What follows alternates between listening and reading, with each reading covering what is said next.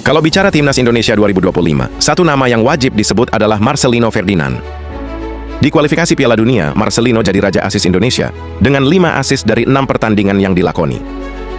Menjadikannya salah satu pemain dengan kontribusi tertinggi di kualifikasi Piala Dunia 2026 zona Asia. Gaya main cepat, vision tajam, dan kepercayaan diri tinggi membuat dia jadi motor serangan utama Garuda.